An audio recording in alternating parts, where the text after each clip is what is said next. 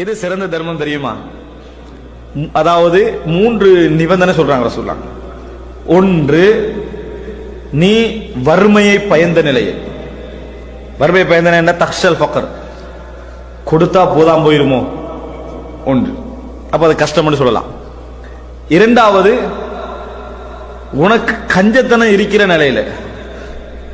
எப்படி?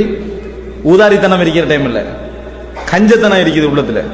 இந்த நிலையில, வசதியை ஆசை வைத்த நிலையில் நீ ஒரு தர்மம் செய்தால் அதான் சிறந்த தர்மம் ரசூலுல்லாஹ்.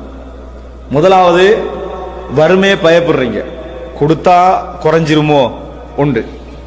இரண்டாவது, கஞ்சத்தனம்.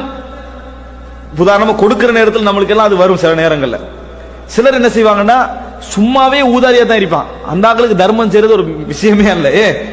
ஏற்கனவே ஊதாரியா இருக்கிற தன்மை தானே, அப்ப தர்மம் ஒரு பெரிய விஷயமா இருக்காது. ஆனா இவர்கிட்ட உள்ளத்துல என்ன செய்யும், ஒரு எது செலவழிக்கிறதா இருந்தாலும் பார்த்து யோசிச்சுதான் என்ன செய்வாரு, செலவழிப்பாரு. இப்ப இவருக்கு கொடுக்கிற இடத்துல உயிர் போற மாதிரி இருக்கும் என்ன, ஆனா கொடுக்கணும்னு மனசு சொல்லுது. இந்த உணர்வோட கஞ்சத்தனம் உள்ளத்துல இருக்கு. இதை வச்சுக்கண்டா இன்னும் கொஞ்சம் கூடுமே அப்படின்ற உணர்வும் இருக்கிற நேரத்துல அல்லாஹ்வுக்காக வேண்டி அப்படின்னு அவர் கொடுத்துட்டாருன்னு சொன்னா அதுதான் என்னது சிறந்த தர்மம் என்று ரசூலுல்லாஹி ஸல்லல்லாஹு அலைஹி வஸல்லம் அவர்கள் என்ன செய்தார்கள், சொன்னார்கள் என்பதை